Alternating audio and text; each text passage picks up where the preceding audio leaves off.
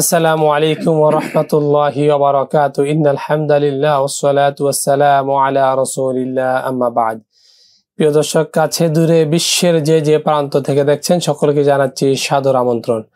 আপনারা দেখছেন আপনাদের প্রিয় অনুষ্ঠান বিআরবি নিবেদিত তারাবিকে জানুন, পাওয়ার্ড বাই মুনতাহা স্টিল, সৌজন্যে বিআরবি হসপিটাল, সহযোগী স্পন্সর তহসিন র্যাঙ্কন রিফ্রিজারেটর এবং আল আরাফা ইসলামী ব্যাংক পিএলসি। প্রিয় দর্শক, এই সুন্দর সময় আমরা মাহে রমাদানের গুরুত্বপূর্ণ সময়ে কোরআনুল কারীমের বিভিন্ন পারা থেকে আলোচনা করে থাকি। আজ আমরা কোরআনুল কারীমের অন্যতম 28তম পারা থেকে আলোচনা শুনবো ইনশাআল্লাহ। আর এই 28তম পারা থেকে কোরআনুল কারীমের তাফসির, ব্যাখ্যা, আলোচনা শোনাবার জন্য আমাদের স্টুডিওতে আজকে আমন্ত্রিত হয়েছেন দেশের বিজ্ঞ প্রাজ্ঞ প্রখ্যাত আলেমে দ্বীন, বিশিষ্ট ইসলামী চিন্তাবিদ, মুফাসসির কোরআন হাফেজ মাওলানা লুৎফুর রহমান, সম্মানিত কেন্দ্রীয় সভাপতি বাংলাদেশ ইমাম সমিতি। আসসালামু আলাইকুম ওয়া রাহমাতুল্লাহি ওয়া বারাকাতুহু। ওয়া আলাইকুম আসসালাম ওয়া রাহমাতুল্লাহি ওয়া বারাকাতুহু। শেখ কেমন আছেন? আলহামদুলিল্লাহ ভালো আছি, আপনি কেমন আছেন?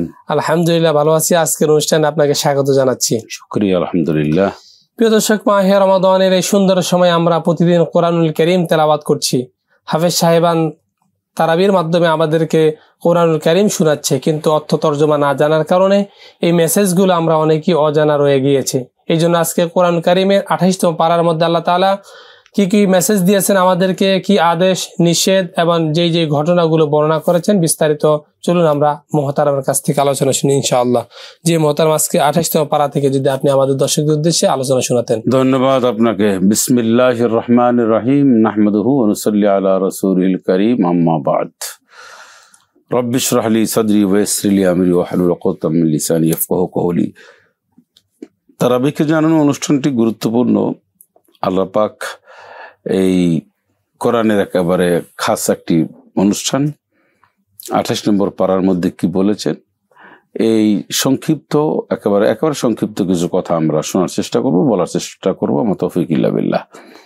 প্রথমত হচ্ছে সূরা মুজাদালা। এই সূরাটি অবতীর্ণ হয় রাসূলুল্লাহ সাল্লাল্লাহু আলাইহি ওয়াসাল্লামের কাছে। একজন মহিলা সাহাবী হযরত খাওলা রাদিয়াল্লাহু তাআলা এসে তিনি এই মর্মে অভিযোগ পেশ করলেন যে, ইয়া রাসূলুল্লাহ, আপনার অমুক সাহাবী অর্থাৎ আমার স্বামী, সে আমাকে মায়ের মতন মনে করেছে, মায়ের মতন দেখায়, মায়ের মতন তার অঙ্গভঙ্গি আমার তার মায়ের মতন, এমন একটি কথা বলেছে, কাজহারি উম্মাহাতিকুম।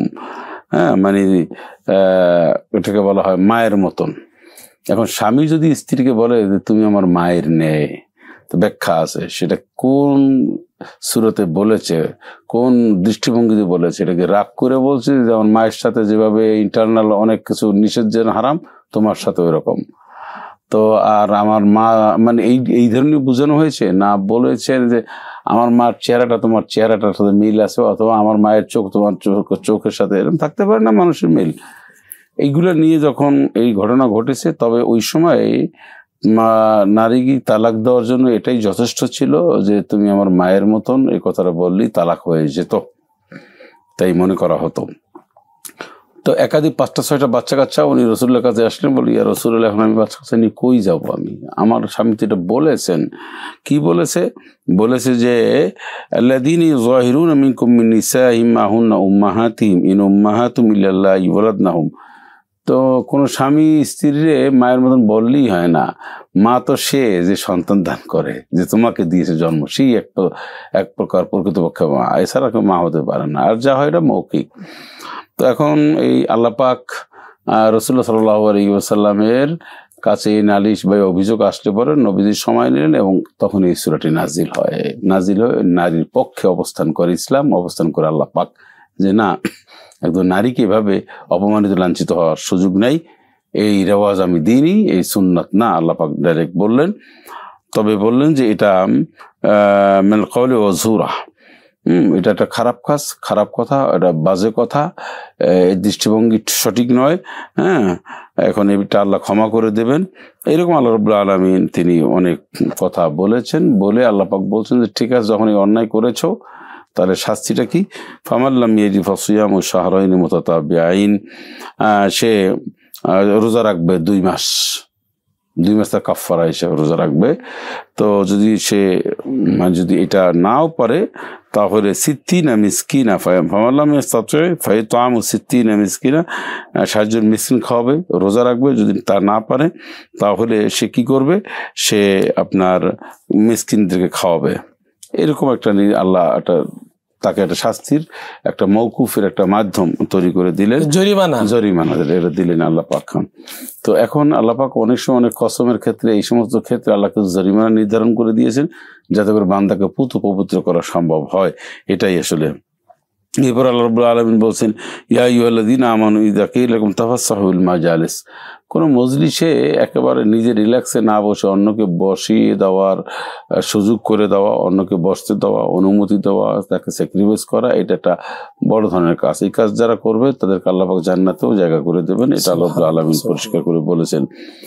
এরপর আল্লাহ রাব্বুল আলামিন বলেন, লান তুগনি আনহু আমওয়ালুহুম ওয়ালা আওলাদুহুম মিনাল্লাহি শাইআ, দেখো তোমাদের সন্তান সন্ততি এবং তোমাদের সম্পদ কোনোটাই কিন্তু আল্লাহর কাছে কাজে আসবে না। অর্থাৎ তোমার বড় লোক, বড় মানে ধনী সম্পদ, তারপর সন্তানাদি, এরকম কোনো কিছুই কাজে আসবে না। হ্যাঁ, যারা কাফির হবে, বেঈমান হবে, মুশরিক হবে, তাদেরকে আল্লাহ রাব্বুল আলামিন উলাইকা আসহাবুন নার হুম ফিহা খালিদুন, তাদেরকে আল্লাহ রাব্বুল আলামিন জাহান্নামে দেবে। অন্যত্র ইন্নাল্লাযীনা কাফারু লান তুগনি আনহুম আমওয়ালুহুম, এরকম কোন কারিমের অনেক কথা অনেক জায়গায় এসেছে। কানা ফিসফিস করে ধারণা করে কথা বলা যে নিষেধ, সেটা আল্লাহ রাব্বুল আলামিন পরিষ্কার করে নিষেধ করেছেন, যেটা করা কোনোভাবে ঠিক না। একজনের কানে আর একজনের কথা বলবে, ফিসফিস করে কথা বলবে, ধারণা করে কথা বলা, এটা একেবারে শয়তানের কাজ। ইনতাজতানিবু কাবাইরাল ইসমি ওয়াল ফাওয়াহিশ, এরপরে বলা হয়েছে তোমরা ইয়া আইয়ুহাল্লাযীনা আমানু ইজতানিবু কাসীরাম যান্নি ইন্না বা'দাজ যান্নি ইসমুন, ধারণা করা, এই মানুষকে নিয়ে গবেষণা করা, এটা ইসলামের নিষেধ এসেছে। দোষ ত্রুটি খোঁজা, হ্যাঁ, এগুলো পরিষ্কারভাবে নিষেধ এসেছে। আল্লাহ রাব্বুল আলামিন বলেন যে যারা সত্যিকার আল্লাহর পথে চলে, দিক নির্দেশনা মেনে চলে, তাদেরকে আল্লাহ রাব্বুল আলামিন জান্নাত দান করবেন, এবং তাদের জান্নাতের মধ্যে যে সমস্ত সুযোগ সুবিধা সেটা উল্লেখ করেছেন। আল্লাহ পাক বলছেন যে আমিও যে সমস্ত বান্দারা আমার প্রতি খুশি, আমিও তাদের প্রতি খুশি। তো এই খুশির কথাগুলো আল্লাহ রাব্বুল আলামিন বলছেন। এবং সূরা হাশর একটা সূরা আছে, আমরা 28 নম্বর পরে অনেকগুলো সূরা পাবো, এটা হাশরের মধ্যে আল্লাহ রাব্বুল আলামিন বলছেন যে মুহতারাম, আমরা সূরা হাশর থেকে আলোচনা শুনবো ছোট্ট একটি বিরতি থেকে ফিরে এসে ইনশাআল্লাহ।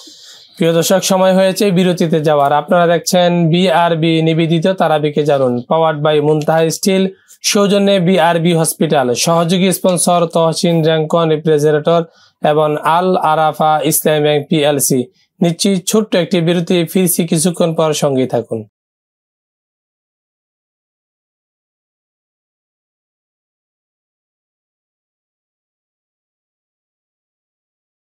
প্রিয় দর্শক, এতক্ষণ পর্যন্ত সঙ্গে থাকার জন্য ধন্যবাদ। আপনারা দেখছেন আপনাদের প্রিয় অনুষ্ঠান বিআরবি নিবেদিত তারাবিকে জানুন, পাওয়ার্ড বাই মুনতাহা স্টিল, সৌজন্যে বিআরবি হসপিটাল, সহযোগী স্পন্সর তহসিন র্যাঙ্কন রেফ্রিজারেটর এবং আল আরাফা ইসলামী ব্যাংক পিএলসি। যে মুহতারাম, আমরা শুনছিলাম যে সূরা হাশর থেকে আলোচনা করতে। সূরা হাশর একটি গুরুত্বপূর্ণ সূরা, আর এই সূরা হাশরের শেষে কয়েকটি আয়াতের আমরা একটু দৃষ্টি আলোকপাত করতে চাই।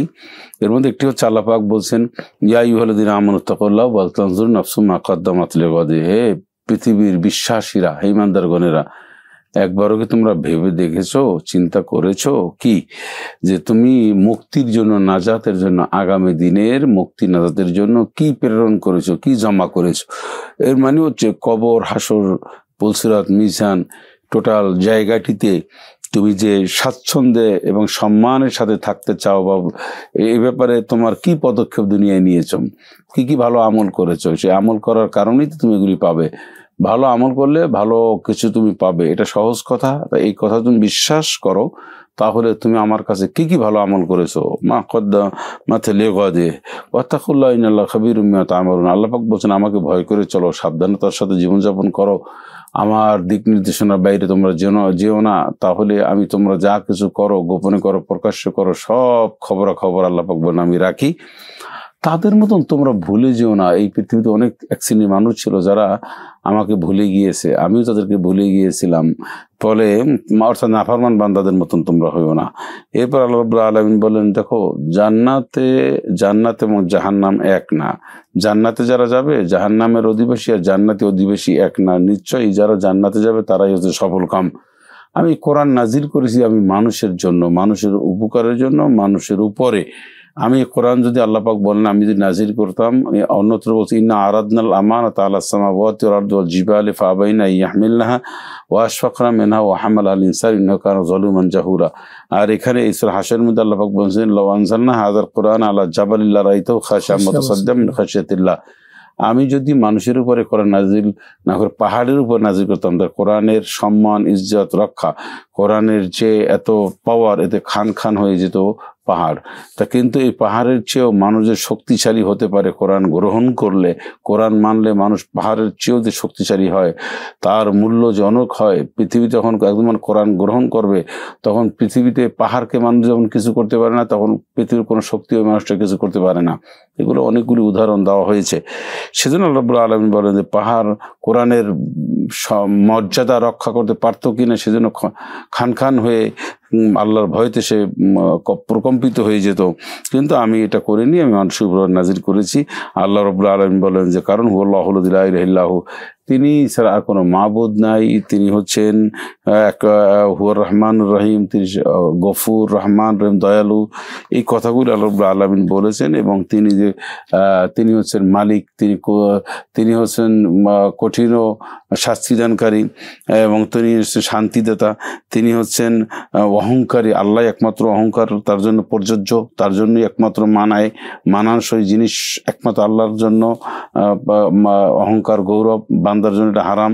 এই কথাগুলো রব্বুল আলামিন বলছেন। এবং কিভাবে মানুষ সৃষ্টি করেন, আল্লাহ উত্তম আকৃতি সৃষ্টি করেছেন এবং তার রয়েছে উত্তম উত্তম নাম।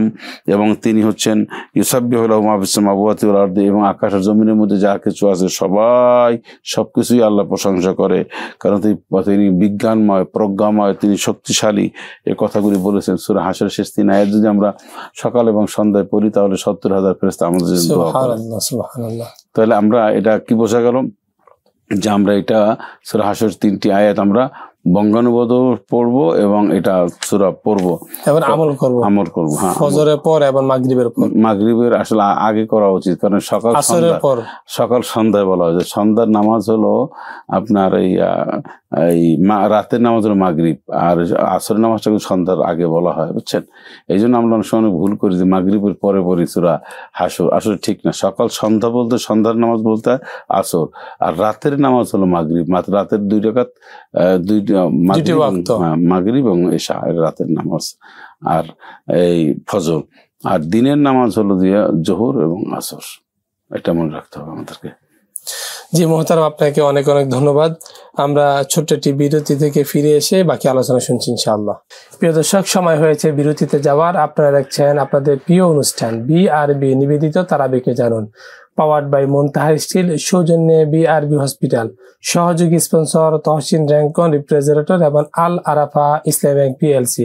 নিচে ছোট্ট একটি বিরতি, ফিরছি কিছুক্ষণ পর, সঙ্গে থাকুন।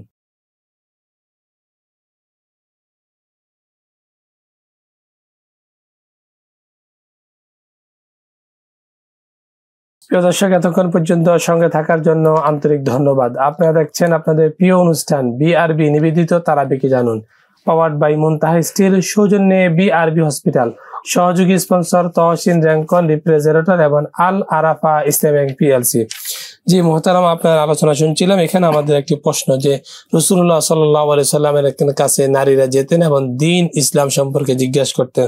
বর্তমান কিছু মানুষও আছে যে নারীদেরকে মুরিদ বানায়, এরকম করে বিভিন্ন দরবারে নেয়। এই যে নারীদেরকে মুরিদ বানানোর বিষয়ে ইসলাম কি বলে? ধন্যবাদ আপনাকে। না, এখন বর্তমান যে সমস্ত পীর সাহেবরা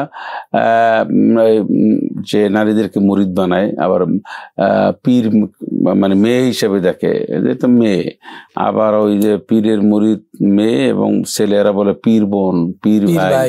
এই জন্য এর মধ্যে কোনো পর্দা কিছু নাই। এইগুলি আসলে অসত্য এবং এটা ভণ্ডামি। ইসলামের কোনো জায়েজই নেই। রাসূল আকরাম সাল্লাল্লাহু আলাইহি সাল্লামের উপরে পর্দার আয়াত যখন নাজিল হয়েছে, এরপরে নবীজি সাল্লাল্লাহু আলাইহি ওয়াসাল্লাম পর্দা লঙ্ঘন করেছে এমন দিক নির্দেশনা কোথাও নাই, এবং এটা আমরা সুনিশ্চিত যে রাসূলুল্লাহ সাল্লাল্লাহু আলাইহি ওয়াসাল্লাম কখনোই পর্দা লঙ্ঘন করেননি। তিনি ছিলেন বিশ্ব নবী, তিনি সমস্ত পাপের ঊর্ধ্বে ছিলেন, তিনি তার কাছে সব উম্মত সমান ছিলেন, মানে সমান বলতে সব ওনার উম্মত ছিলেন, নারী এবং পুরুষ সবাই। নবীজির জীবনে আল্লাহ পাক তাকে এমনভাবে বানিয়েছেন যে ইনসাফ, হালাল, এই এত কিছু তাকে প্রতিষ্ঠিত করে দিয়েছেন যে জীবনে তিনি এক সেকেন্ডের জন্য কখনো লাইনচ্যুত হননি, হওয়ার কোনো সুযোগই ছিল না। যাই হোক, ইসলাম এমন একটা জিনিস, এইটা চাইলেই কেউ ফুদিয়া নিভিয়ে দিতে পারবেন না। সে কথা আল্লাহ রাব্বুল আলামিন বলছেন, ইউরিদুনা লিইউতফিউ নূরাল্লাহি বিআফওয়াহিহিম ওয়াল্লাহু মুতিম্মু নূরিহি ওয়ালাউ কারিহাল কাফিরুন। যে ইসলাম এটা এমন জিনিস, এটাকে কেউ ষড়যন্ত্র করে এটা শিকড় উঠেই ফেলবে, ফুদিয়া এটা নিভেই দেবে। এটাকে একটা বাতি নাকি, এটাকে ল্যাম্প, এটাকে একটা এমন জিনিস মোমবাতি যে ফুদিলে নিভে যাবে। আর বলছেন ও, এটা নিভানোর সুযোগ পৃথিবীর কারণে তামাম দুনিয়ার মানুষ একত্রিত হয়ে ইসলামের বিরোধিতা করলেও ইসলামের কিছু আসে যায় না। এটা আল্লাহ পাক আয়াতের মধ্যে পরিষ্কার করে বলছেন। এবং আল্লাহ পাক তিনি রাসূল আকরাম সাল্লাল্লাহু আলাইহি সাল্লামকে দুনিয়ায় প্রেরণ করেছেন। কেন প্রেরণ করেছেন? এক সত্য ধর্ম দিয়ে, উপযুক্ত ধর্ম দিয়ে প্রেরণ করেছেন, যাতে করে এই ধর্ম দুনিয়ার সমস্ত ধর্মের উপরে এই ইসলামের জীবন ব্যবস্থা যেন এইটার উপরে প্রতিষ্ঠা করে দিতে পারেন। অর্থাৎ দুনিয়ার যত ধর্ম আছে এগুলো মানুষের সৃষ্টি করা, আর ইসলাম ধর্ম হয়েছে একমাত্র আল্লাহ সৃষ্টি। এটাই থাকবে সবার উপরে আর সব থাকবে নিচে, এটাই একমাত্র থাকবে অক্ষত অবস্থায়। সেটা আল্লাহ রাব্বুল আলামিন বলছেন। এবং আল্লাহ বলছেন যে আমি তোমাদের একটা ব্যবসার কথা বলি। ব্যবসা তো আমরা করি, আমরা যদি কোনো সময় কারোর কাছে শুনতে চাই যে ভালো একটা লাভজনক ব্যবসা আছে, রিস্ক মুক্ত, তাহলে কিন্তু আমরা সেটার দিকে ধাবিত হই। আল্লাহ যে বলছেন, ইয়া আইয়ুহাল্লাযীনা আমানু হাল আদুল্লুকুম আলা তিজারাতিন তুনজিকুম মিন আযাবিন আলীম, হে ইমানদারগণ, তোমাদেরকে আমি এমন একটা ব্যবসার কথা বলি, একটা ব্যবসার সূত্র দিই, একটা ব্যবসার লাইন দিই। এই ব্যবসাটা করলে তোমরা আর জাহান্নামের কঠিন শাস্তির থেকে তোমরা মুক্তি পাবে, আযাব থেকে মুক্তি পাবে। তো আমরা আল্লাহ পাক নিজেই বলছেন সেই ব্যবসাটা হলো তুমিনুনা বিল্লাহি ওয়া রাসূলিহি ওয়া তুজাহিদুনা ফি সাবিলিল্লাহি বিআমওয়ালিকুম ওয়া আনফুসিকুম। এই ব্যবসার পুঁজি বলো, সময় বল, ব্যবসাটার মূল সিস্টেমটা, এটা মূল নীতি হচ্ছে তোমরা আল্লাহর প্রতি ঈমান আনার পরে আল্লাহর পথে, আল্লাহর জন্য, আল্লাহর জন্য তোমরা তোমাদের জান মালকে উৎসর্গ করে দেবে। অর্থাৎ তোমাদের সম্পদ যতটুকুন পারো ততটুকুন দিয়ে চেষ্টা করবে ইসলামকে বিজয়ী রাখার জন্য, বিজয়ী করার জন্য। তোমাদের শারীরিক, মানসিক, সমস্ত আর্থিক এবং সময় সবটা দিবে। এই দিতে দিতে তোমাকে জীবনটাও দিতে হয়, কোনো সমস্যা নাই, তোমার পুরস্কার আমার কাছে রয়েছে। পুরস্কারের কিছু কথা আল্লাহ পাক বলছেন যে তোমাদের জীবনের গুনাহ খাতা মাফ করে দেব, তোমাদেরকে জান্নাতে প্রবেশ করাবো এবং তোমরা সেখানে থাকবে। ওয়াযালিকাল ফাওজুল আযীম। আল্লাহ পাক বলেন এটা কতই না সফল কাম তোমাদের জন্য। এই কথাগুলি আল্লাহ রাব্বুল আলামিন কোরআন কারীমের বিভিন্ন জায়গায় বলেছেন, আজকেও বলেছেন। এবং আল্লাহ রাব্বুল আলামিন বলছেন যে সূরা জুমা আমরা শুনবো। এখানে আল্লাহ জুমার সালাতের গুরুত্ব আরোপ করে একটা সূরা নাজিল করেছেন, সূরাতুল জুমা। মানে জুমার নামাজটা এতটাই গুরুত্বপূর্ণ, এতটাই ফজিলতময়, নামে সূরা দিয়ে আল্লাহ প্রমাণ করে দিলেন যে জুমার নামাজটা এমনি হেলায় না। তোমরা যেরকম বাজার ঘাটে থাকো, বাসায় বসে টেলিভিশন দেখো, এই করো সেই করো, শুক্রবার দিনে জুমা যেতে চাও না, আল্লাহ পাক বলে হে পরাকপালওয়ালা দল, এই জুমার সালাতে এতটাই বেশি, এই দিনকে তোমরা ফাসাউ ইলা যিকরিল্লাহ, আল্লাহর স্মরণে তোমরা খুব দ্রুত বেরিয়ে পড়ো, তোমরা প্রতিযোগিতা করো।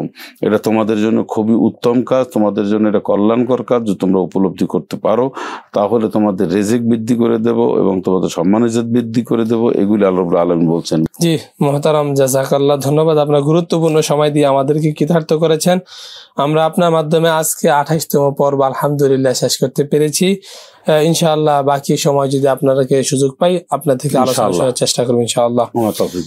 প্রিয় দর্শক, দেখতে দেখতে আমরা অনুষ্ঠানের একেবারে শেষ প্রান্তে চলে এসেছি। আপনারা দেখছেন আপনাদের প্রিয় অনুষ্ঠান বিআরবি নিবেদিত তারাবিকে জানুন, পাওয়ার্ড বাই মুনতাহা স্টিল, সৌজন্যে বিআরবি হসপিটাল, সহযোগী স্পন্সর তহসিন র্যাঙ্কর রিপ্রেজেন্টেটর এবং আল আরাফা ইসলাম ব্যাংক পিএলসি।